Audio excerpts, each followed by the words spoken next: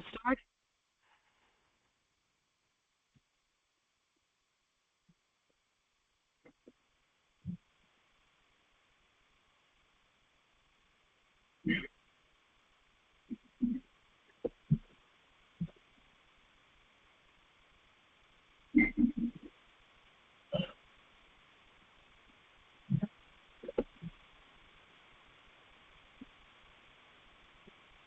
नमो लोये सौहरिहन्तानं नमो लोये सौहृदानं नमो लोये सौभागिर्यानं नमो लोये सौज्यायानं नमो लोये सौत्रिकावती सावनं ओंकारमिन्दु संयुक्त नित्यं जयन्ति योगिनः कामदमोक्षदं चैव ओंकाराय नमो नमः मङ्गलं भगवान् मङ्गलं भूतमूर्ति मङ्गलं कुन्कुमधारी विजेन्द्रमोसुमङ्गलं नमः समरिसाराय स्वानुभूत्या चकास्ते चित् स्वभावाय भवाय सर्वाः विभाव निरुद्ध निराकार।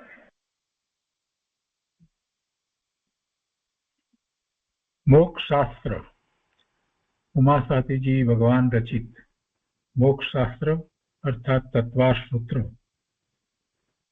અને તત્વાર્થ સૂત્રની પૂજ્યપાદ સ્વામી રચિત ટીકા સર્વાર્થ સિદ્ધિ અને તત્વાર્થ સૂત્રની બીજી ટીકાઓનું સંકલન એ સહિત આપણે તત્વાર્થ સૂત્રનો સ્વાધ્યાય કરી રહ્યા છીએ. તત્વાર્થ સૂત્રના સ્વાધ્યાયમાં બીજા અધિકારનું 20મું સૂત્ર એનો સ્વાધ્યાય આપણે પૂરો કર્યો છે. ઇન્દ્રિયોના વિષય 20મા સૂત્રમાં કહેવામાં આવ્યા. હવે ઇન્દ્રિયોના વિષય જે કહેવામાં આવ્યા એમાં તો એમ કહ્યું કે સ્પર્શ રસ ગંધ વર્ણ અને શબ્દ એ 5 એને વિષય કહેવામાં આવ્યા. જ્યારે આપણે 19મા સૂત્ર ઉપર દ્રષ્ટિ કરીએ તો ત્યાં 5 ઇન્દ્રિયોના નામ કહેવામાં આવ્યા. તો ત્યાં પણ એમ જ કહ્યું કે સ્પર્શન રસના ઘ્રાણ નાક ચક્ષુ સૂત્ર. એટલે ત્યાં જે કહ્યું ને અહીંયા 20મીમાં કહ્યું એમાં શું ફેર પડ્યો જરાક વિચાર કરવાનો ને.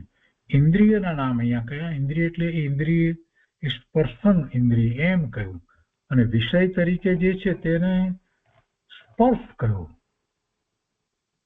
એ બેનો મેળ છે. સ્પર્શન ઇન્દ્રિય છે અને સ્પર્શ એનો વિષય છે. અને 20મા સૂત્રનો સ્વાધ્યાય આપણે કર્યો છે. ક્રમ પણ આપણે જાણીએ છીએ કે એકેન્દ્રિય હોય એને સ્પર્શન ઇન્દ્રિય પહેલી ઇન્દ્રિય એ જ હોય, પછી રસન ઇન્દ્રિય હોય, પ્રમાણે આગળ ક્રમે ક્રમે જોઈએ તો 5 ઇન્દ્રિય હોય અને એ પ્રમાણેના વિષયોની પણ વાત કરી. તો આ ઇન્દ્રિયોનો વિષય અને ઇન્દ્રિય એના સંબંધી થોડીક વધારે સ્પષ્ટતા આપણને સર્વાર્થ સિદ્ધિમાં 20મા સૂત્રમાંથી પ્રાપ્ત થાય છે.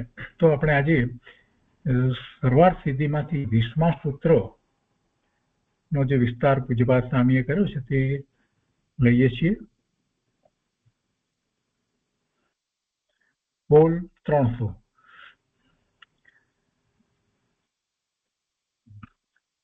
द्रव्य और पर्याय की प्राधान्य विवक्षा में स्पर्श आदि शब्दों की क्रम से कर्म साधन और और भाव साधन में सिद्धि जानना चाहिए. એટલે શું કહે છે કે દ્રવ્ય और पर्याय की प्राधान्य विवक्षा में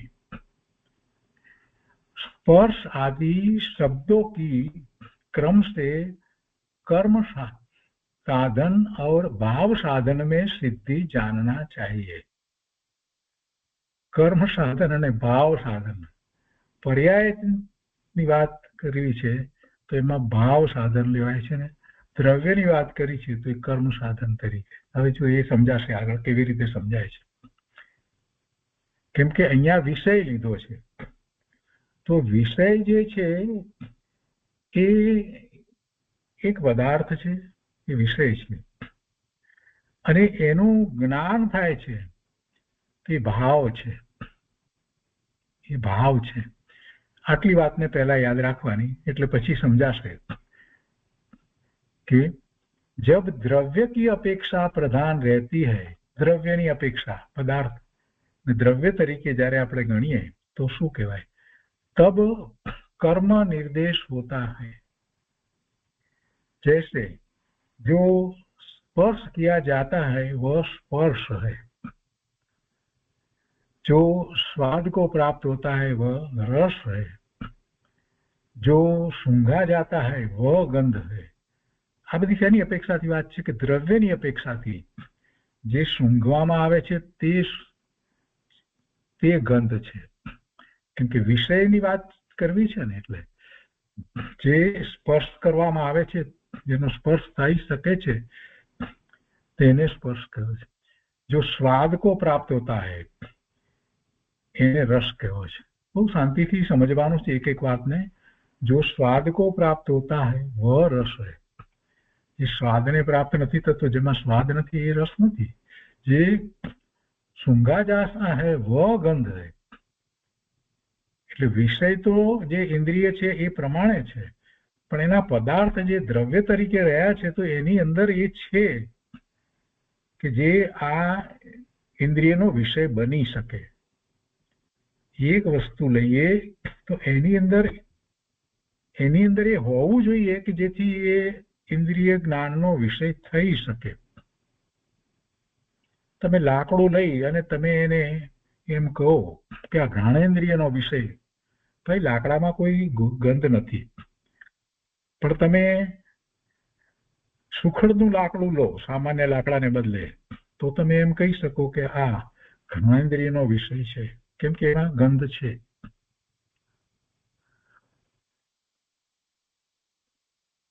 તમે લોખંડ લો, લોખંડનો ટુકડો લો અને પછી એમ કહો કે આ રસેન્દ્રિયનો વિષય છે, સ્વાદનો વિષય છે, તો એમાં સ્વાદ નથી, स्वाद नो विषय नहीं। जो स्वाद को प्राप्त होता है वह रस है,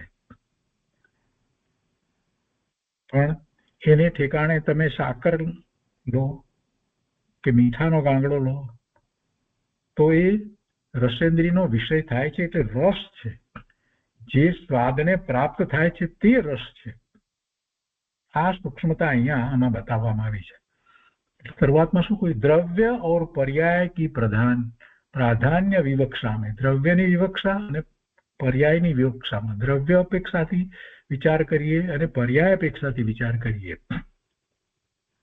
तो ये विवक्षा में स्पर्श आदि शब्दों की क्रम से कर्म साधन और भाव साधन में सिद्धि जानना चाहिए। હવે કર્મ સાધન અને ભાવ સાધન જે કહ્યું એને સમજી લઈએ ને, જરાક આગળ વધારે એનો સ્પષ્ટતા આવશે। થોડુંક તો સમજાયું હશે, કેમ કે પર્યાય જે છે એમાં ખ્યાલ તો આવે છે ને, એટલે એ ભાવમાં આવશે। तो कहते कि यहाँ जो स्वाद को प्राप्त होता है वह रस है, जो सूंघा जाता है वह गंध है, और जो देखा जाता है वह वर्ण है, वह वर्ण है, और जो शब्द रूप होता है वह शब्द है।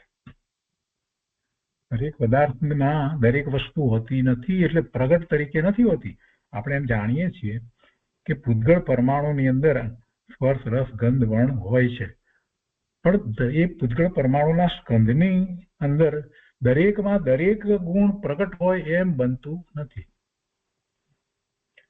આપણે ઓક્સિજનનું ઉદાહરણ લઈએ તો ઓક્સિજનની અંદર એ વર્ણ રૂપ દેખાય છે ને, એનું નથી દેખાતો। ઓક્સિજન કાંઈ દેખાય છે આપણને? હવામાં નાઇટ્રોજન દેખાય છે? નથી દેખાતું। તો તમે તો કહેતા હતા કે ભાઈ ઓક્સિજન ને નાઇટ્રોજન ને એ બધું પૂતગળ છે, તો પૂતગળ પ્રમાણે એને વર્ણ હોય તો એ દેખાવું જોઈએ ને, એમ નથી। એમાં એ ગુણ રહ્યો છે, પણ એની પ્રગટતા જે છે એ જુદે જુદે વખતે હોય છે, એ જુદે જુદે વખતે। કાર્બન ડાયોક્સાઇડ દેખાતો નથી, પણ કાર્બન ડાયોક્સાઇડ જે છે એને ઠંડો કરી દેવામાં આવે તો એનો જે બરફ બને છે એ દેખાય છે, અને એનો સ્પર્શ પણ થાય છે, ખૂબ ઠંડો સ્પર્શ પણ થાય છે। એટલે પૂતગળને ખૂબ સારી રીતે સમજવાનું છે, અને આ વિષય જે કયા અને વિષય એ શું છે અને વિષય કરનાર શું છે, ઇન્દ્રિયો જે છે, અને એ વિષય કેવી રીતે થાય છે, આ વાતને આપણે સમજીએ તો આપણને ખ્યાલ આવે છે કે બધું વ્યવસ્થિત છે, જગત આખું વ્યવસ્થિત છે, અને એમાં મારે શું કરવાનું છે? આ બધા પદાર્થોની અંદર એવા ગુણ છે અને એમાં એવી પ્રગટતા વગેરે જે છે એને હું કંઈ કરું છું? એને હું અટકાવું છું? કાંઈ કરી શકતો નથી. એના ઉપરથી આપણને એ પરમાર્થની વાત ખ્યાલ આવે છે, એટલે આ બધું સમજીએ છીએ. એનું પ્રયોજન એ છે. तो कहते कि जो स्वाद को प्राप्त होता है वह रस है, जो सूंघा जाता है वह गंध है, और जो देखा जाता है वह वर्ण है. देखा तो नहीं ये वर्ण केवी રીતે તમે કહેશો? और जो शब्द रूप होता है वह शब्द है. હવે કહે છે કે इस व्युत्पत्ति के अनुसार ये सब आप दुष्पर्श वगैरह ये सब स्पर्श आदिक द्रव्य ठहरते हैं. જે સ્પર્શ છે, જે સુંઘાય સુગંધ જેની આવે છે, બરાબર છે ને, એને ગંધ કહેવામાં આવે ને. જે સ્પર્શી શકાય છે તેને સ્પર્શ કહે. તો એ બધા એ રીતે જોવા જઈએ તો એ શું છે? તો કે દ્રવ્ય છે. એ દ્રવ્ય છે, એ દ્રવ્ય છે. હવે કહે છે કે तथा जब पर्याय की विवक्षा प्रधान रहती है तब भाव निर्देश होता है. पर्याय की विवक्षा, पर्यायની અપેક્ષાથી જોઈએ એનો વિસ્તાર કરીને સમજીએ તો શું છે? તો ભાવ નિર્દેશ હોતા है. પેલામાં તો દ્રવ્ય નિર્દેશ આવી ગયો કે વસ્તુ છે, આ દ્રવ્ય છે, આ લોખંડનો ટુકડો છે તો એ સ્પર્શનો વિષય બને છે, દ્રવ્ય છે. તો સાકર છે એ રસનો વિષય બને છે. આ બધી વાત આપણે અહીંયાથી એ દ્રવ્યની અપેક્ષાથી અહીંયા વાત કરી દીધી. એટલે આચાર્ય ભગવાને એ વાત સમજાવી છે કે એટલે એ સ્પર્શ આદિક દ્રવ્ય ઠહેરતે, બધું જ એ બધા દ્રવ્ય છે. જે સ્પર્શનો વિષય બની રહ્યું છે એ શું છે? શાંતિથી વિચારીએ તો આપણને ખબર પડે. જે સ્પર્શનો વિષય થઈ રહ્યું છે એ શું છે? દ્રવ્ય છે.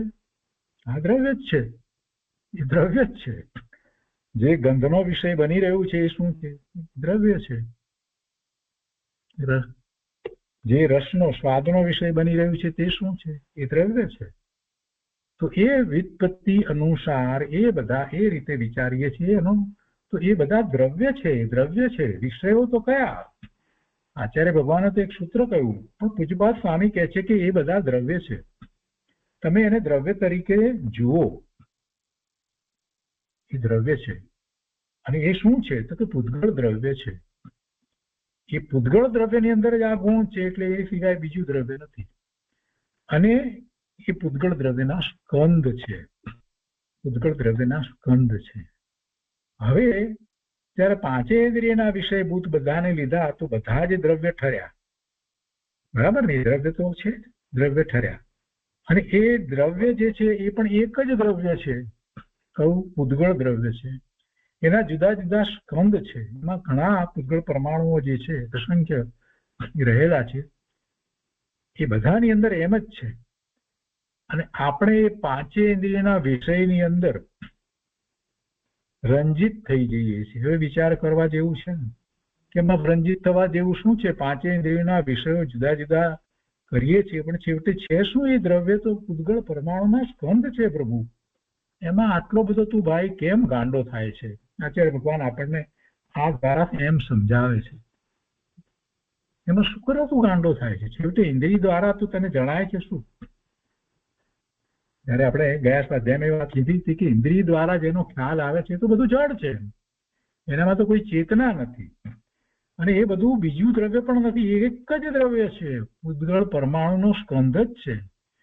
અને એની વિવિધ રચનાઓને જોઈને અને એને જુદી જુદી ઇન્દ્રિય દ્વારા એનો ખ્યાલ મેળવીને તું પ્રભુ શુક્ર રંજિત થાય છે.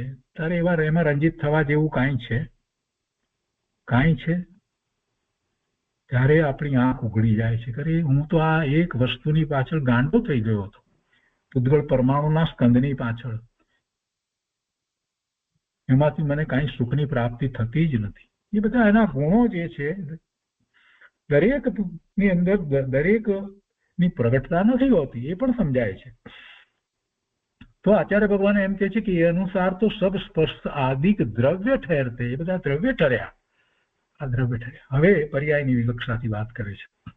બહુ શાંતિથી બધી સમજવાની વાતો છે. પ્રભુ આચાર્ય ભગવાને જયારે વાત લખી હોય ત્યારે બે વાર વાંચીએ 3 વાર વાંચીએ ત્યારે આપણને થાય કે કંઈક સ્ટ્રાઇક થાય છે કે આ વાત તો આપણે આ રીતે પકડવાની હતી. અહીંયા કહે છે કે તથા જબ पर्याय की विवक्षा प्रधान रहती है तब भाव निर्देश होता है. भाव निर्देश होता है पर्यायની પ્રધાનતાથી જોઈએ તો જैसे શું ભાવ નિર્દેશ થાય છે કે જે સ્પર્શન स्पर्श है, रसम रस है, गंधन गंध है, वर्णन જેનો વર્ણ છે એ वर्ण है और शब्दन शब्द है. तो इस व्युत्पत्ति के अनुसार ये सब स्पर्श आदि धर्म निश्चित होते हैं. तो आ भाव निर्देशની અપેક્ષાએ તો એ બધા જે ધર્મ છે એ પૂતગળ જે દ્રવ્ય હતું એના જે ધર્મ જે છે એ નક્કી થાય છે, નિશ્ચિત થઈ જાય છે કે એમાં આ ધર્મ રહ્યો છે. રસન રસ રહે, જ્યાં ગંધ જે છે, ગંધન જે કહ્યું છે તે ગંધ છે, એ ધર્મ છે એનો. જેનો આ વર્ણ રહ્યો છે તે વર્ણન એ વર્ણ છે. और शब्दन शब्द है.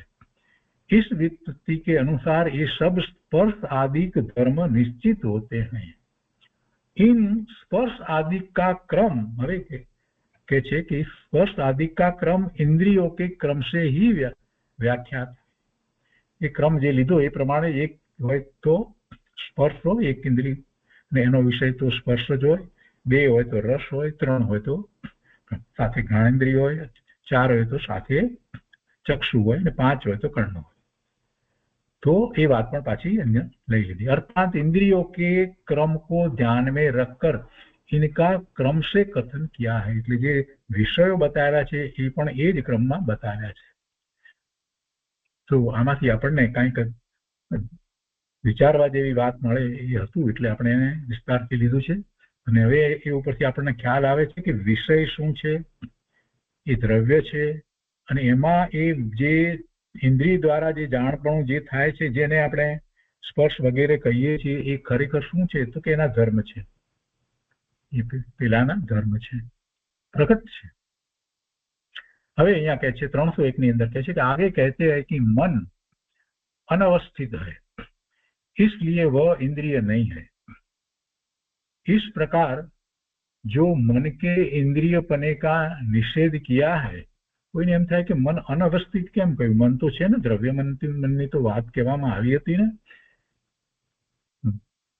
8 પાંખડી વાળા કમળ ને ઊંધું રાખીએ એ આકારે દ્રવ્ય મન ત્યાં રહ્યું છે એમ કહેવામાં આવ્યું હતું ને. પણ ભાઈ એ સૂક્ષ્મ છે, અતિ સૂક્ષ્મ છે, અપેક્ષાથી અનવસ્થિત કહેવામાં આવે. જેમ બાહ્યમાં જેમ ઇન્દ્રિયો આપણને ખ્યાલમાં આવે છે એવું કઈ ખ્યાલમાં આવે એવું નથી, અનવસ્થિત છે. કોઈ ડિસેક્શન કરીએ તો આપણને એ દ્રવ્ય મન દેખાય એમ નથી, જ્યારે આ બીજી બધી ઇન્દ્રિયો તો આપણને ખ્યાલમાં આવે છે. तो आगे कहते हैं कि मन अनवस्थित है इसलिए वह इंद्रिय नहीं. इस प्रकार जो मन के इंद्रियपने का निषेध किया है.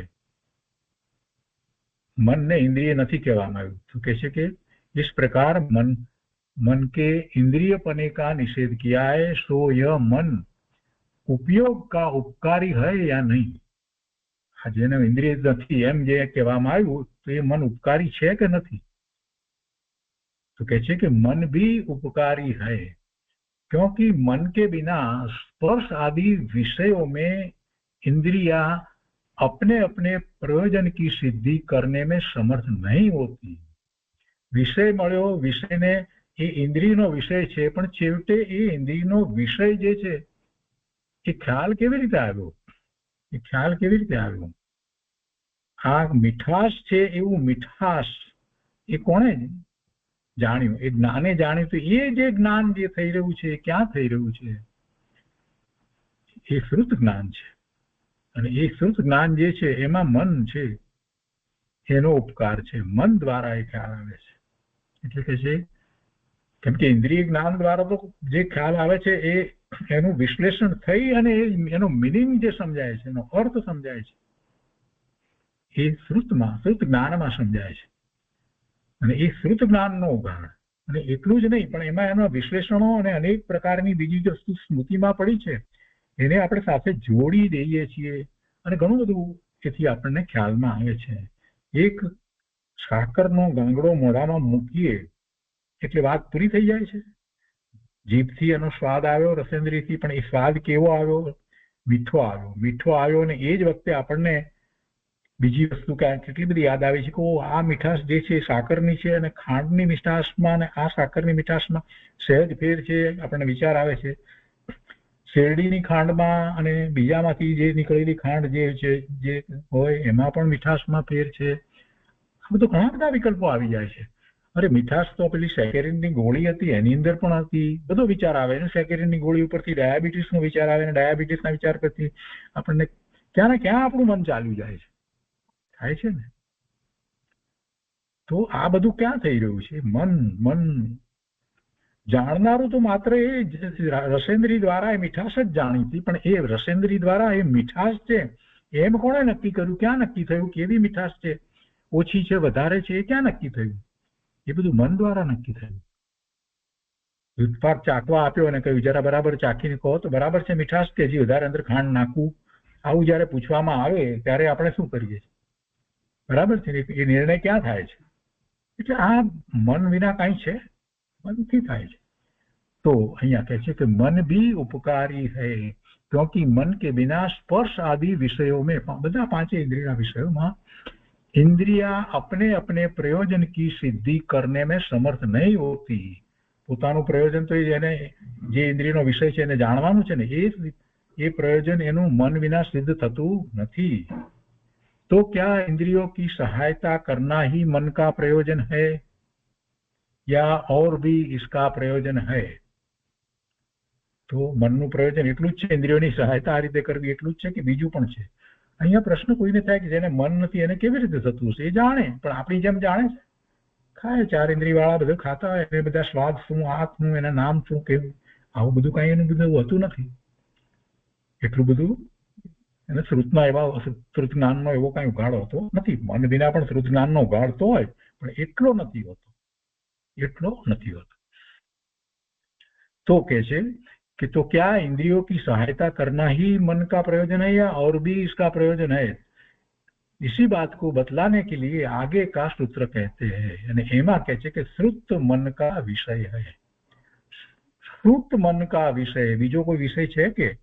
એમ પ્રશ્ન કરી અને પછી એના ઉત્તર રૂપે આચાર્ય ભગવાને કહ્યું કે શ્રુત મન કા વિષય. જો એક પછી એક વાત જે આવે છે એ આગળના સૂત્રના અનુસંધાનમાં વાત આવે છે. આપણને અનુસંધાનમાં વાત આવે છે એ પૂજ્યપાદ સ્વામીની ટીકા વાંચીએ ત્યારે ખ્યાલ આવે છે કે આ કઈ ગમે તેમ નથી વાત આવતી. હા, અનુસંધાનમાં આ જ વાત આવે. હવે મનનો વિષય શું એ જ વાત આવે તો ઇન્દ્રિયના વિષયની વાત થઈ અને એમાંથી જ પછી આગળ મનના વિષયની વાત નીકળે છે. એટલે આચાર્ય ભગવાને 21મું સૂત્ર કહ્યું. શ્રુત मन इंद्रियस्य अनिंद्रियस्य श्रुतम.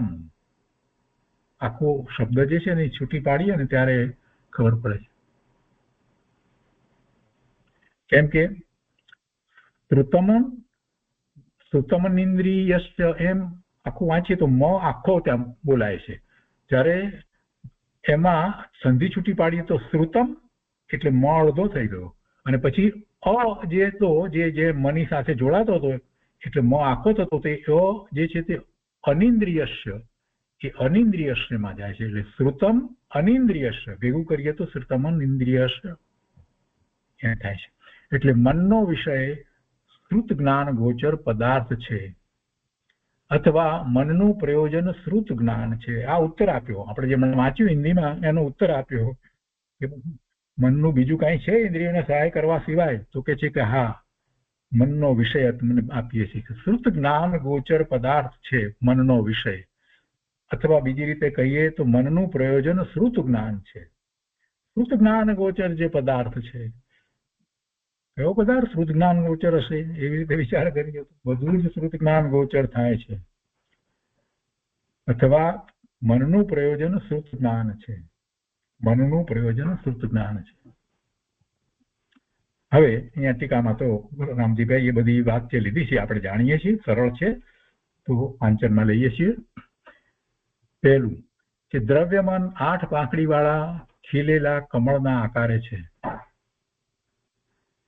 11મા સૂત્રની અંદર એ વાત આવી હતી. જીવે શ્રવણ કરેલા પદાર્થને વિચારવામાં મન દ્વારા પ્રવૃત્તિ થાય છે. જો શ્રવણ કરેલા કહ્યું એટલે બીજું બધું પણ સાથે લઈ લેવું. ચક્ષુ ઇન્દ્રિય દ્વારા જોયેલા પદાર્થ જે છે એને વિચારવામાં પણ મન દ્વારા પ્રવૃત્તિ થાય છે. માત્ર કઈ સાંભળેલા પદાર્થનું એને નહીં. પણ પ્રયોજનભૂત વાતની અપેક્ષાથી લઈએ તો મુખ્ય એ જ છે કે જે આપણે આ દ્રવ્ય સ્વરૂપને સાંભળીએ છીએ એ દ્વારા, એટલે એમણે એ પહેલું લીધું છે. પણ કર્ણેન્દ્રિય દ્વારા આપણે જે જોઈએ છીએ તો પણ એ મન દ્વારા એની પ્રવૃત્તિ થાય છે. વાંચનમાં લીધું હતું, આ બોલ્યા વગર તો વંચાયું ને, તો એ ચક્ષુ ઇન્દ્રિય દ્વારા અક્ષરો અને અક્ષરોના જે શબ્દો જે છે અક્ષરોનો મેળ થઈ અને એનું વાચ્ય જે આપણને ખબર પડે છે, તો આ બધું ખ્યાલ આવે છે ને મન દ્વારા. તો બધી ઇન્દ્રિય દ્વારા એ રીતે સમજી લેવાનું. તો કે છે કે જીવે શ્રવણ કરેલા પદાર્થને વિચારવામાં મન દ્વારા પ્રવૃત્તિ થાય છે. કર્ણેન્દ્રિય દ્વારા શ્રવણ કરેલા શબ્દનું જ્ઞાન તે મતિ જ્ઞાન છે, અને તે મતિ જ્ઞાન પૂર્વકનો વિચાર તે શ્રુત જ્ઞાન છે. મતિ જ્ઞાન દ્વારા તો સંભળાયું છે, પછી એનો જે અર્થ સમજાય છે, જે શબ્દ જે છે તે શબ્દ, દરેક શબ્દ જે છે તે વાચક શબ્દ છે, અને એનું વાચ્ય જે છે, સાકર શબ્દ સાંભળીએ એટલે સાકરનો કઈ સ્વાદ આવતો નથી. ત્યાં સાકર પદાર્થ તરીકે નથી, એ માત્ર શબ્દ તરીકે છે. પણ છતાંય આપણને એનું જ્ઞાન થાય છે સાકર વિશેનું, જેવું પહેલાથી આપણે એને સમજ્યા છીએ. તો સાકર શબ્દ આવતા, વાંચતા કે દ્રષ્ટિમાં આવતા કે સાંભળતા કે જે રીતે તરત જ ખ્યાલ આવે છે કે આ મીઠો ગાંગડો, તો એ વાચક સાકર શબ્દ છે. એના દ્વારા જે પેલો સફેદ રંગનો મીઠો ગાંગડો એ આપણને વાચ્ય તરીકે ખ્યાલમાં આવે છે. પણ સાકરને બદલે શક્કર બોલવામાં આવ્યું હોય તો પણ એ જ ખ્યાલમાં આવે છે. શબ્દ બીજો છે પણ એનું વાચ્ય એ જ છે. બરાબર છે. તો આગળ અહીંયા કહે છે કે સમ્યક જ્ઞાની પુરુષોનો ઉપદેશ શ્રવણ કરવામાં કર્ણેન્દ્રિય નિમિત્ત છે, અને તેનો વિચાર કરી અને યથાર્થ નિર્ણય કરવામાં મન નિમિત્ત છે. એટલે અહીંયા તો હિતની વાત લીધી છે એટલે એટલું લીધું છે, પણ બાકી બધી ઇન્દ્રિય માટે એ રીતે સમજવાનું. હિતની પ્રાપ્તિ અને અહિતનો ત્યાગ મન દ્વારા થાય છે. જો અધ્યાય 2માં 11 તથા 19માની ટીકા. આગળ કહે છે કે પ્રથમ રાગ સહિત મન દ્વારા આત્માનું સાચું જ્ઞાન કરી શકાય છે, અને પછી રાગને અંશે તોડતા મનના અવલંબન વગર સમ્યક જ્ઞાન પ્રગટે છે. એટલે જ્યારે મન દ્વારા આ વિશ્લેષણો વગેરે થાય, એનું વાચ્ય સમજાય, જેનો અર્થ સમજાય, એનો ભાવ સમજાય, આ બધું થઈ ગયા પછી એ બધું જે છે તે વિકલ્પ છે. એ બધો વિકલ્પ જે છે તે એ વિકલ્પ જે રહેતો નથી અને એનો ભાવ પકડાઈ ગયો છે, તો પછી જેવું આત્માનો વિચાર કર્યો છે તો આત્માનું જેવું સ્વરૂપ એ વિકલ્પ દ્વારા જાણ્યું છે એનો અનુભવ સમ્યક જ્ઞાનમાં પ્રગટે છે.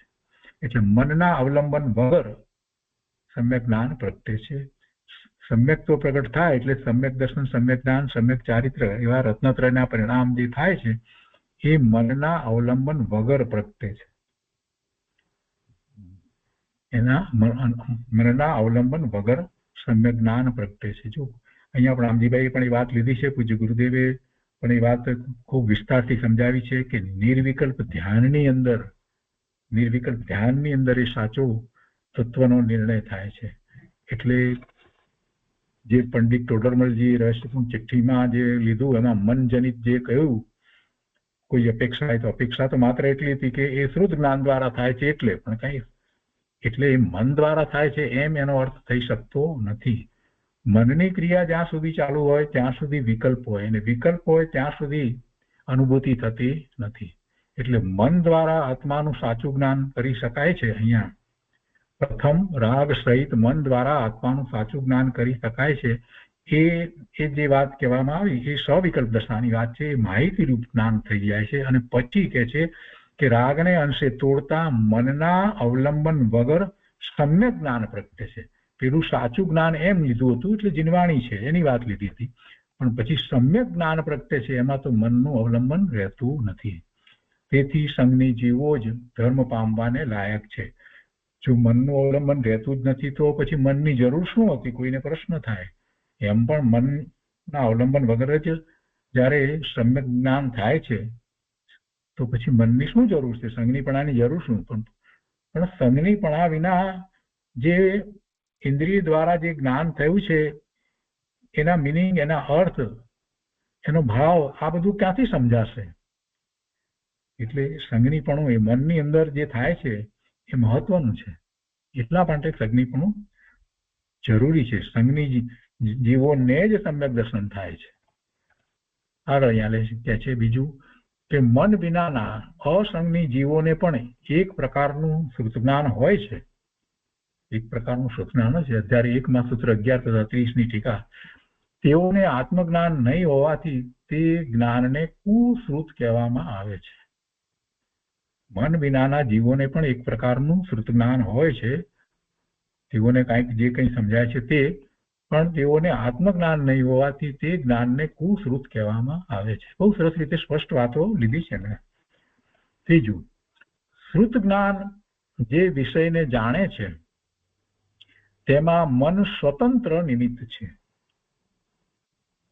શ્રુત જ્ઞાન જે વિષયને જાણે છે તેમાં મન સ્વતંત્ર નિમિત્ત છે. કેમ કે શ્રુત જ્ઞાન તો શ્રુત જ્ઞાન જ છે, તો જ્ઞાન જ છે. શ્રુત જ્ઞાન જે છે એ તો જ્ઞાન છે. મતિ જ્ઞાન, શ્રુત જ્ઞાન, અવધિ જ્ઞાન, મનોપર્ય જ્ઞાન, કેવળ જ્ઞાન, આ તો જ્ઞાન જ છે. બધું એ જ્ઞાનનો ઉઘાડ છે. મતિ જ્ઞાન અને શ્રુત જ્ઞાન જે આપણને પ્રાપ્ત છે એટલો જ્ઞાનનો ઉઘાડ છે, એક્ષલોક્ષમ છે. એ તો જીવને છે, એ તો જીવને છે. હવે આ ઉઘાડ જે છે એમાં મન જે છે શ્રુત જ્ઞાનમાં એ નિમિત્ત છે. જેમ મતિ જ્ઞાનમાં ઇન્દ્રિયો નિમિત્ત છે અને મતિ જ્ઞાનમાં મન પણ લેવામાં આવે છે. મતિ જ્ઞાન ઇન્દ્રિયો અને મન દ્વારા થાય છે એમ આપણે કહીએ છીએ. પણ અહીંયા શ્રુત જ્ઞાનના વિષયને માટે કહે છે કે શ્રુત જ્ઞાન જે વિષયને જાણે છે તેમાં મન સ્વતંત્ર નિમિત્ત છે. સ્વતંત્ર નિમિત્ત એટલા માટે અહીંયા કહે છે કે કોઈ ઇન્દ્રિયને આધીન મન નથી એમ કહેવાનું આવે છે. એટલે કે શ્રુત જ્ઞાનમાં કોઈ પણ ઇન્દ્રિયનું નિમિત્ત નથી. શ્રુત જ્ઞાનમાં ઇન્દ્રિયનું નિમિત્ત ન હોય, કેમ કે એમાં તો જે એનો મિનિંગ સમજાય છે, મિનિંગ ઇન્દ્રિય દ્વારા તો સમજાયો જ નહોતો, તો પછી એ ઇન્દ્રિય કેવી રીતે નિમિત્ત થાય? જે વાચ્ય સમજાય છે, વિશ્લેષણો થાય છે, સ્મૃતિમાં જે રહ્યું છે એ બધું એની સાથે જોડાય છે, અને જે વિશેષતાથી જ્ઞાન જે થાય છે, જે શ્રુત જ્ઞાન દ્વારા આપણે આત્માની અનુભૂતિ કરીએ, તો એ બધામાં ઇન્દ્રિય નિમિત્ત ક્યાંથી હોય? ઇન્દ્રિય એ કાર્ય કરી શકતી નથી. તો અહીંયા એ કહે છે એટલે એ શ્રુત જ્ઞાનની એ વાત છે. પેલું મતિપૂર્વક જે જાણ્યું એ તો માત્ર એટલું જ જાણ્યું હતું, પણ જે શ્રુત જ્ઞાનમાં જે કંઈ થઈ રહ્યું છે એમાં કહે છે કે ઇન્દ્રિયનું નિમિત્ત નથી. કોઈ ઇન્દ્રિયને આધીન મન નથી, એટલે કે શ્રુત જ્ઞાનમાં કોઈ પણ ઇન્દ્રિયનું નિમિત્ત નથી. આ મહત્વની વાત છે.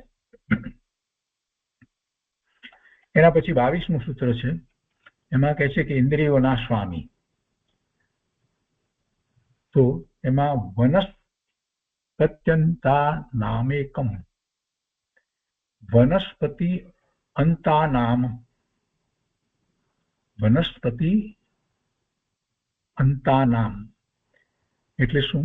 કે વનસ્પતિ કાય જેના અંતમાં છે એવા જીવોને, અર્થાત પૃથ્વી કાયિક, જળ કાયિક, અગ્નિ કાયિક, વાયુ કાયિક અને વનસ્પતિ કાયિક જીવોને એક સ્પર્શન ઇન્દ્રિય જ હોય છે.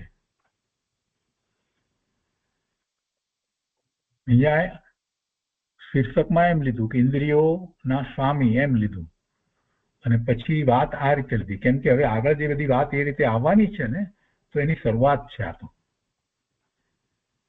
કયા જીવોને કેટલી ઇન્દ્રિયો પ્રાપ્ત થઈ છે એ વાત અહીંયા મૂળ તો કરવી છે.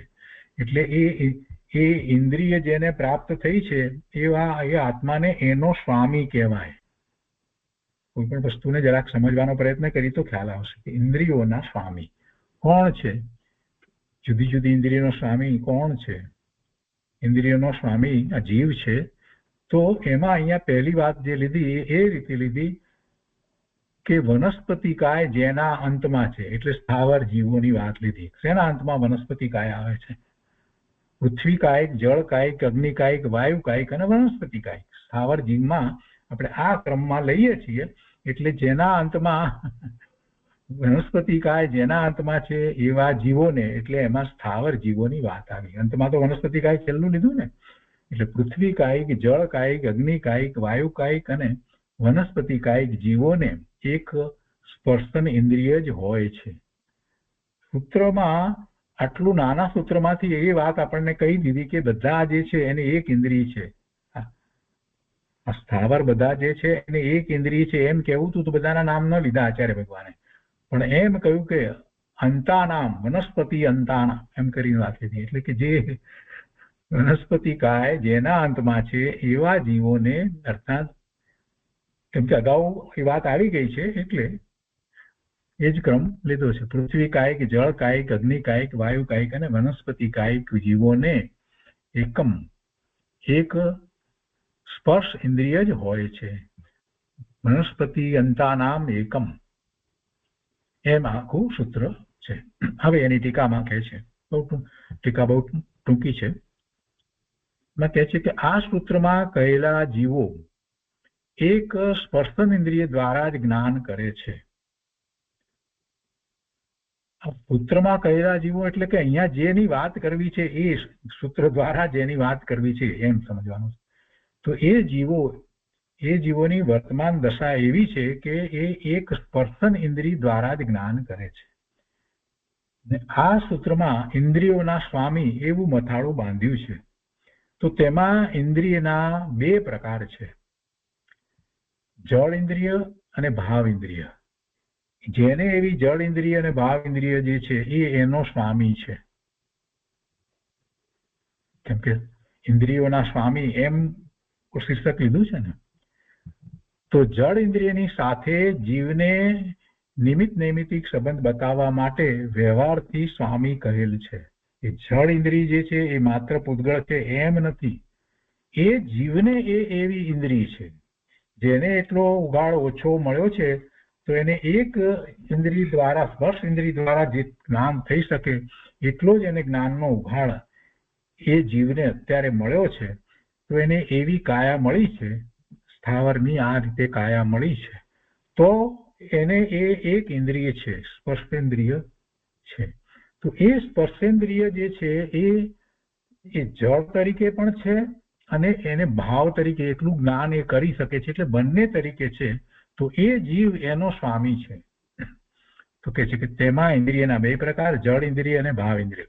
જળ ઇન્દ્રિયની સાથે જીવને નિમિત્ત નૈમિતિક સંબંધ બતાવવા માટે, કેમ કે એને જ્ઞાનનો ઉઘાડ જે છે ને, તો એ કેટલો ઉઘાડ છે, અતિ અલ્પ ઉઘાડ છે. તો એ સ્પર્શ નું જ્ઞાન કરી શકે એટલો જ એને ઉઘાડ છે. તો એને એ સ્પર્શ માટેની ઇન્દ્રિય મળી છે એવો નિમિત્ત નૈમિતિક સંબંધ હોય છે કે જયારે એટલો જ જ્ઞાનનો ઉઘાડ હોય તો પછી એટલું એ જ પ્રમાણે ઇન્દ્રિય મળે.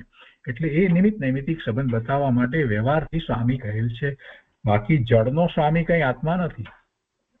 ઇન્દ્રિય જળ ને ભાવ ઇન્દ્રિય એમ બે કહ્યું ને, તો જળ ઇન્દ્રિયનો આત્મા કઈ સ્વામી થાય? જળ છે. આપણે રોજ એ તો કહેતા આવ્યા છીએ કે આ શરીર જળ છે, ઇન્દ્રિયો જળ છે, આ બધું જળ છે, એનો સ્વામી આત્મા હોય નહીં. એ તો જળ છે, એ બીજું દ્રવ્ય છે, પૂતગળ પરમાણુનો સ્કંદ છે. તો એનો સ્વામી આત્મા ચેતન ભગવાન કેવી રીતે થાય? પણ એ બતાવવું છે કે એને એટલો જ્ઞાનનો ઉઘાડ છે, એટલે એ માટે એને એવી ઇન્દ્રિય મળી, એટલું જ્ઞાન કરવાની શક્તિ મળી છે. તો એ માટે જે નિમિત્ત કારણ જે છે એવી સ્પર્શેન્દ્રિય છે અને એ જળ છે. એટલે એવો નિમિત્ત નૈમિતિક સંબંધ બતાવવા માટે વ્યવહારથી સ્વામી કહે છે. ખરેખર તો કોઈ દ્રવ્ય બીજા દ્રવ્યનું સ્વામી છે જ નહીં. આત્મા જે જળ ઇન્દ્રિયનો સ્વામી જળ હોય જ નહીં, પણ એ નિમિત્ત નૈમિતિક સંબંધ બતાવો છે. અને ભાવેન્દ્રિય તે આત્માનો તે વખતનો પર્યાય છે. એ વખતે એને એવી યોગ્યતા છે. ભાવેન્દ્રિય જે છે એ યોગ્યતા રૂપ છે, એક સમયની પર્યાય એમ નથી. ભાવ ઇન્દ્રિય આપણે અગાઉ એનો વિસ્તાર આપણે સમજ્યા છીએ. તો કે છે કે ભાવ ઇન્દ્રિય તે આત્માનો તે વખતનો પર્યાય છે, એટલે અશુદ્ધ નય તેનો સ્વામી આત્મા છે. આને પણ અશુદ્ધ નયથી ભગવાન ને એનો સ્વામી કહેવામાં આવ્યો. ઇન્દ્રિયનો સ્વામી અશુદ્ધ નય કહેવામાં આવ્યો, કેમ કે ભગવાન આત્મા શુદ્ધ નય તો સર્વજ્ઞ સ્વરૂપ જ છે. તો આ 22મું સૂત્ર અહીંયા કહેવામાં આવ્યું. તો આપણે આ 21 સૂત્ર મનનો વિષય અને 22મું સૂત્ર આ જે ઇન્દ્રિયોનો સ્વામી જે કહ્યું એને આપણે સર્વાર્થ સિદ્ધિમાંથી વાંચીએ. 21માં મનની વાત હવે લે છે. શ્રુત મન કા વિષય હૈ, જે વાત આપણે લીધી તે અહીંયા એમાં પ્રશ્ન એ વાત થયો ને કે ભાઈ મન બીજું કઈ કરે કે નહીં, એમ ફક્ત કે ઇન્દ્રિયો જે છે એને જ ઉપકારી થાય કે બીજું પણ કઈ કરે, એવો પ્રશ્ન કરી અને આ 21મું સૂત્ર લેવામાં આવ્યું. તો એમાં શ્રુત મન કા વિષય હૈ એમ કરી અને વાત લીધી. તો કે છે કે શ્રુત જ્ઞાન કા વિષયભૂત અર્થ श्रुत है. श्रुत ज्ञान का विषयभूत अर्थ श्रुत है. वह अनिंद्रिय अर्थात मन का विषय है. श्रुत ज्ञाननो ना विषयभूत जे अर्थ એ શ્રુત છે. શ્રુત કોને કહેવાય? આપણે પરમાર્થે જ્યારે વાત કરતા હોય ત્યારે તો એમ કહીએ છીએ કે શ્રુત એટલે ભગવાનની વાણી. ભગવાનની વાણી એ શ્રુત છે અને એને આપણે દ્રવ્ય શ્રુત કહીએ અને એને સ્વીકારી અને પછી આપણે ભાવ શ્રુત પ્રગટ કરીએ છીએ. આવી વાત અધ્યાત્મની અંદર આપણે રોજ કરતા આવ્યા છીએ. હવે અહીંયા તો આગમ પ્રમાણે બધી વાત આચાર્ય ભગવાન સમજાવે છે કે શ્રુત જ્ઞાન કા વિષયભૂત અર્થ એ શ્રુત છે. જે ખ્યાલ આવ્યો છે ને વાચ્ય વાચક સંબંધને સમજી અને જે એનું વાચ્ય સમજાયું છે, ખબર પડ્યું છે, તો એ શ્રુત છે. એટલે કે શ્રુત જ્ઞાન કા વિષયભૂત અર્થ श्रुत है. वह अनिंद्रिय अर्थात मन का विषय है. એટલે મનનો વિષય આ श्रुत છે. क्योंकि श्रुत ज्ञानावरण के क्षयोक्षम को प्राप्त हुए जीव के श्रुत ज्ञान के विषय में मन के आलम्बन से ज्ञान की प्रवृत्ति होती है. આમાં બધું આવી છે. જે જીવને શ્રુત જ્ઞાનાવરણી કર્મનો ક્ષયોક્ષમ એટલો છે, એટલો ઉઘાડ થયો છે, કેમ કે જ્ઞાનના તો હંમેશા ક્ષયોક્ષમ જ હોય છે, તો જે પ્રમાણે એને ઉઘાડ થયો છે તો એને એવો શ્રુતનો ઉઘાડ છે. એટલે શ્રુત જ્ઞાનાવરણી કર્મ જે છે એ તો નિમિત્ત કારણ છે, એનું આવરણ ઓછું થયું એટલે એને એટલો વિશેષ ઉઘાડ છે. એટલે શ્રુત જ્ઞાનાવરણ के क्षयोक्षम को प्राप्त हुए जीव को श्रुत ज्ञान के विषय में मन, હવે શ્રુત જ્ઞાન તો થાય છે પણ એમાં આલંબન તરીકે મન છે. श्रुत ज्ञान के विषय में मन के आलंबन से ज्ञान की प्रवृत्ति होती है. श्रुत ज्ञानની પ્રવૃત્તિ જે થાય છે એ મનના આલંબને થાય છે. અથવા બીજી રીતે કહીએ તો श्रुत शब्द का अर्थ श्रुत ज्ञान है. श्रुत शब्द का अर्थ श्रुत ज्ञान है. भगवान की वाणी जेने श्रुत कहिए छे ये श्रुत ज्ञान है. और वह मन का अर्थ अर्थात प्रयोजन है. ये मनનું એ એમાં કાર્ય છે, એટલે મનનું પ્રયોજન છે. મનનું પ્રયોજન એ શ્રુતનો વ્યાપાર એ જ મનનું પ્રયોજન છે. એટલે કે વહ मन का अर्थ अर्थात प्रयोजन है. यह प्रयोजन मन के स्वतः आधीन है. એટલે આ શ્રુત જે થાય છે, શ્રુતનો ખ્યાલ આવે છે એ મન દ્વારા થાય છે. એમાં કોઈ મનને બીજાની પરાધીનતા નથી. સ્વતઃ આધીન એ મન દ્વારા જ થાય છે. એમાં ઇન્દ્રિયો એને મદદ નથી કરતી. ઇન્દ્રિય દ્વારા જ્ઞાન થાય એને ઉપકાર મન કરે, પણ મન દ્વારા જે શ્રુત જે છે એમાં કોઈ બીજાનું કોઈ કાર્ય હોતું નથી. કેમ કે જ્ઞાન તો આત્માનો સ્વભાવ છે અને એમાં જ્યારે ક્ષયોક્ષમી જ્ઞાન હોય ત્યારે આપણને પ્રશ્ન થાય કે ક્ષયોક્ષમી જ્ઞાન શા માટે છે? ભગવાન આત્માને પૂર્ણ જ્ઞાન છે તો કે છે એની યોગ્યતા એવી છે. તો એવી યોગ્યતા છે ત્યારે પછી એની સાથે કાંઈક કારણ એવું હોવું જોઈએ કે જેથી કરીને એ યોગ્યતા વધી પણ શકે, ઘટી પણ શકે, યોગ્યતા પૂરેપૂરી પ્રગટ પણ થઈ શકે. એ રીતે જયારે વિચાર કરીએ છીએ તો આપણને ખ્યાલ આવે છે કે આ મન જે છે એ એની યોગ્યતા દર્શાવનારું છે. અને પછી એમાં મનને પછી દ્રવ્ય મન અને ભાવ મન તરીકે લેવામાં આવ્યું છે. દ્રવ્ય મન અને ભાવ મન તરીકે લેવામાં આવ્યું છે. દ્રવ્ય મન કયું એ પણ છેવટે છે શું? આત્મ પ્રદેશ જ છે. વાસ્તવમાં જોઈએ તો એ પણ ખરેખર તો આત્મ પ્રદેશ જ છે. અને ભાવ મન જે છે એ જ્ઞાન છે, એ જળ નથી. એ એવું જળ નથી એટલે સૂક્ષ્મ છે. ખરેખર જોવા જઈએ નિશ્ચયથી તો એ જ છે. અને तो यहाँ कहे छे कि और वह मन का अर्थ अर्थात प्रयोजन है, वह प्रयोजन मन के स्वतः अधीन है, इसमें उसे दूसरे की सहाय की आवश्यकता नहीं लेनी पड़ती. એને બીજાની સહાયની આવશ્યકતા હોતી નથી. તો શ્રુત જ્ઞાનમાં મન જે છે એ કાર્યકારી છે. પહેલા જે કહ્યું જે મતિ જ્ઞાનને ઉપકારક છે, તો એ સિવાય બીજું કાર્ય જે છે તે શ્રુત જ્ઞાનનું છે. અને શ્રુત જ્ઞાનનું કાર્ય જે છે તે મન દ્વારા થાય છે. એ વાત અહીંયા આચાર્ય ભગવાને કરી છે. અને એમાં એને બીજું કોઈ સહાયક હોતું નથી. એવા કોઈ બીજા કોઈની સહાયની એને આવશ્યકતા પણ છે નહીં. विशेष अर्थ के अंदर पंडित जी कहे छे कि यहाँ श्रुत शब्द का अर्थ श्रुत ज्ञान का विषय या श्रुत ज्ञान किया है. आचार्य भगवाने ए रीते अर्थ कर्यो छे. श्रुत शब्दनो अर्थ ज आ रीते कर्यो छे. श्रुत ज्ञाननो विषय जे छे ए अथवा तो श्रुत ज्ञान जे कहीए छीए आपणे एने ज श्रुत कह्युं छे. और उसे अनिंद्रिय का विषय बतलाया है. એટલે ઇન્દ્રિયનો વિષય નથી, અનિંદ્રિયનો વિષય છે. અને એ बतावी અને એ દ્વારા અહીંયા મનને सिद्ध કર્યું છે કે मन द्वारा ये થાય છે. आशय यह है कि श्रुत ज्ञान की उपयोग दशा 5 इंद्रियों के निमित्त से न होकर, आशय શું છે, શું બતાવવું છે દ્વારા, તો કે શ્રુત જ્ઞાન की उपयोग दशा, જ્ઞાનનો ઉપયોગ છે, દર્શનનો પણ ઉપયોગ છે. તો એમાં મતિ જ્ઞાનના ઉપયોગ, શ્રુત જ્ઞાનના ઉપયોગ, એમાં ઉપયોગ તો બધી જગ્યાએ લેવાય. तो कहते हैं कि श्रुत ज्ञान की उपयोग दशा 5 इंद्रियों के निमित्त से न होकर केवल अनिंद्रिय के निमित्त से होती है. इसका यह अभिप्राय नहीं कि अनिंद्रिय के निमित्त से केवल श्रुत ज्ञान ही होता है, किंतु इसका यह अभिप्राय है कि जिस प्रकार मति ज्ञान इंद्रिय और अनिंद्रिय दोनों के निमित्त से होता है, उस प्रकार श्रुत ज्ञान इन दोनों के निमित्त से न होकर केवल अनिंद्रिय के निमित्त से होता है. इंद्रियों नहीं. અને એ જ મન છે. શ્રુત જ્ઞાનમાં બે નિમિત્ત નથી લેતા. કે છે શ્રુત જ્ઞાન એ દોનો નિમિત્ત છે, એટલે ઇન્દ્રિય અને અનિંદ્રિય એમ બે નિમિત્તથી નહીં. તો કે છે કે उस प्रकार श्रुत ज्ञान इन दोनों के निमित्त से न होकर केवल अनिंद्रिय के निमित्त से होता है. इंद्रिया परंपरा निमित्त છે, છતાં પણ ઇન્દ્રિયોને પરંપરા નિમિત્ત કહ્યું. એનું કારણ શું?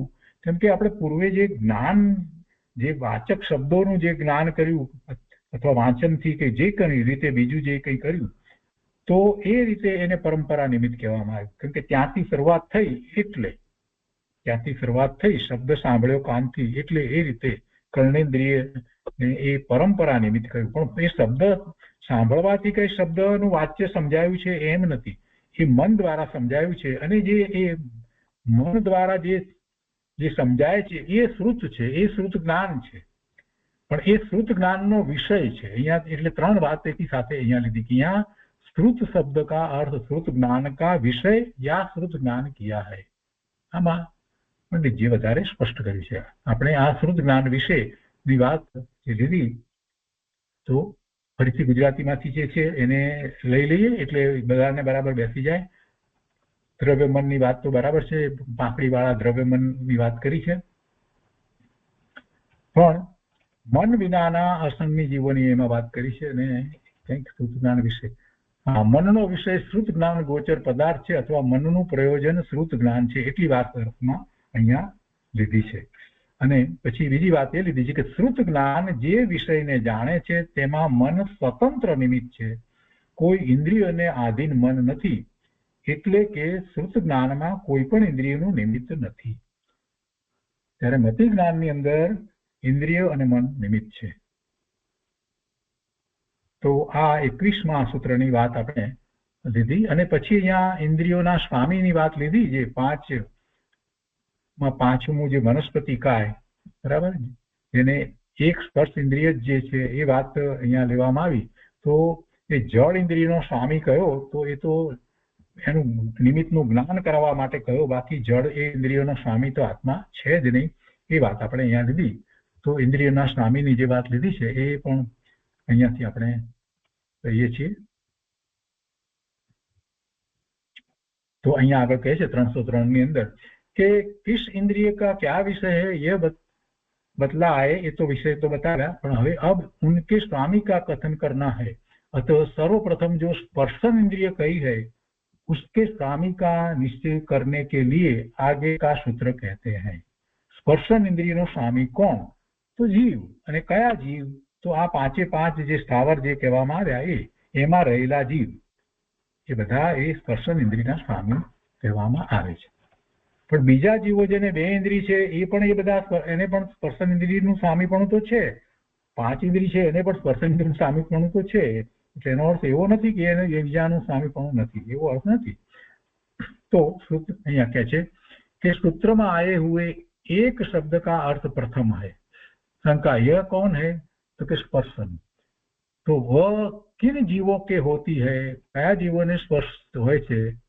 તો એમાં સ્થાવર જીવોને. એટલે એના સમાધાનમાં કહે છે કે પૃથ्वी कायिक जीवों से लेकर वनस्पति कायिक तक के जीवों के जानना चाहिए. એને આ હોય છે, स्पर्श इंद्रिय હોય છે.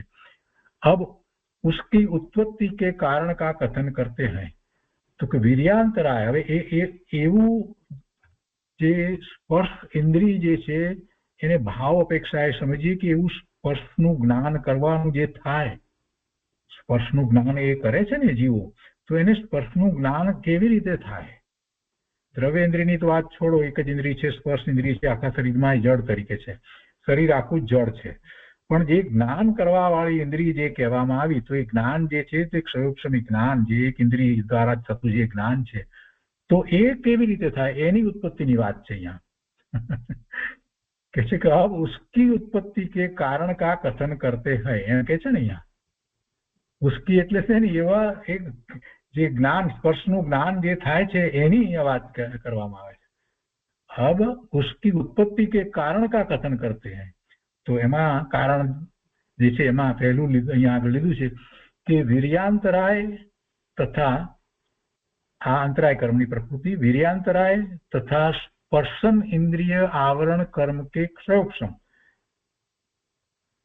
એટલે જ્ઞાનાવરણ કર્મની આ બીજી, સ્પર્શન ઇન્દ્રિય આવરણ કર્મ નો ક્ષયોક્ષમ એટલે જ્ઞાનાવરણની એ પેટા પ્રકૃતિ એ લીધી છે કે હોને પર और એના સિવાય આગળ પણ રહે છે और शेष इंद्रियों के सर्वघाती, બાકીની ઇન્દ્રિયો જે છે, બાકીની ઇન્દ્રિયો માટે એ સર્વઘાતી સ્પર્ધકોનો ઉદય હોય. એટલે બીજી ઇન્દ્રિયો દ્વારા જ્ઞાન થાય એવું એને હોતું નથી. આ બે લીધા છે, પણ બાકીનું જ્ઞાન બીજી ઇન્દ્રિયો દ્વારા જ્ઞાન થાય ને, એટલે કે એને એ બીજી ઇન્દ્રિયો છે જ નહીં, પણ જ્ઞાનના સ્વભાવની અપેક્ષા જોઈએ તો એને એવું ક્ષયોક્ષમ, જે બીજી ઇન્દ્રિય દ્વારા જ્ઞાન થાય એવો ક્ષયોક્ષમ એને નથી. તો એમાં નિમિત્ત કારણ તરીકે એને એ એવા કર્મની પ્રકૃતિ જે છે એના સર્વઘાતી સ્પર્ધકોનો ઉદય છે.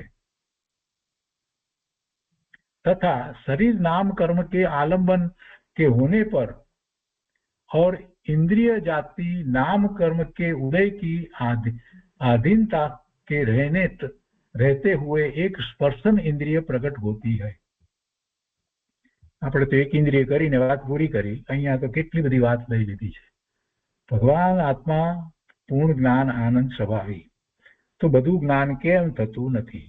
તો કે એને જ્ઞાનાવરણીય કર્મની પ્રકૃતિઓ જે છે એના ક્ષયોક્ષમ છે, એટલે એને જ્ઞાન થતું નથી. આ તો જે છે સામાન્ય વાત કરી, પણ હજી આગળ આપણે વાત એને સૂક્ષ્મતાથી લેવી હોય તો આપણે શું કહીએ?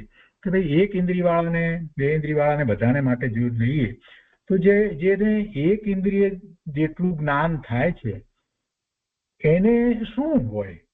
તો કે છે કે એને બીજી બધી ઇન્દ્રિયો દ્વારા જે જ્ઞાન થઈ શકે એવું જ્ઞાન. ઇન્દ્રિયો દ્વારા ખરેખર જ્ઞાન નથી થતું, પણ આપણે સમજવા માટે એમ લઈએ કે જે બીજું જ્ઞાન, જે વધારે વિશેષતાથી જે જ્ઞાન થઈ શકે એ જ્ઞાનને આવરણ કરનાર નિમિત્ત કારણ તરીકે જે કર્મની પ્રકૃતિઓ જે છે એના સર્વઘાતી સ્પર્ધકોનો ઉદય છે. એટલે પછી બીજું જ્ઞાન કેવી રીતે થાય? એટલે એ થઈ શકતું નથી. તો કેટલું જ્ઞાન થાય અને કેવી રીતે થાય? તો કે છે કે એને અંતરાય કર્મની એક પ્રકૃતિઓ જે છે એનો ક્ષયોક્ષમ છે એટલે એ થઈ શકે. બીજું, એને એ જ્ઞાનાવરણની કર્મની સ્પર્શ સ્પર્શનો ખ્યાલ આવે એવું જ્ઞાન, એવી જે કર્મની પ્રકૃતિ જે છે એનો કાંઈક ઉઘાડ છે. એટલે સ્પર્શન ઇન્દ્રિય આવરણ કર્મનો ક્ષયોક્ષમ છે. અને બાકી બીજી બધી ઇન્દ્રિયો દ્વારા જે કંઈ જ્ઞાન થાય છે તો એવું જે જ્ઞાન ન થઈ શકે એટલા માટે એના એ બાકીની ઇન્દ્રિયોના સર્વઘાતી સ્પર્ધકોનો ઉદય છે. એટલે બીજી ઇન્દ્રિય દ્વારા જે જ્ઞાન થાય એ એને નહીં થાય. એટલે માત્ર એક ઇન્દ્રિયથી જ્ઞાન થાય એટલું જ થશે. અને પછી એમાં બીજું જોઈએ ને, સાથે ઇન્દ્રિય જોઈએ ને.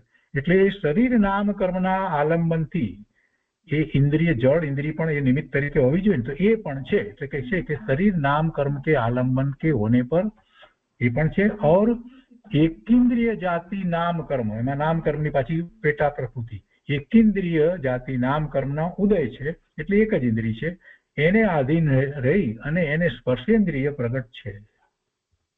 આટલી બધી વાત છે. ત્યારે એક ઇન્દ્રિય છે. બે ઇન્દ્રિય માટે પછી એના ઉપરથી આપણે સમજી શકીએ કે એને શું હોય.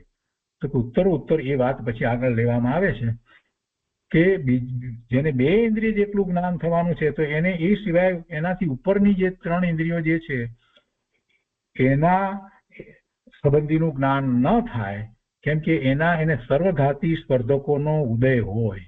આ બધી વાત એના ઉપરથી આપણને વિસ્તારથી સમજાય છે. તો આજનો સ્વાધ્યાય આપણે અહીંયા સુધી રાખીએ છીએ, 22મા સૂત્ર સુધી.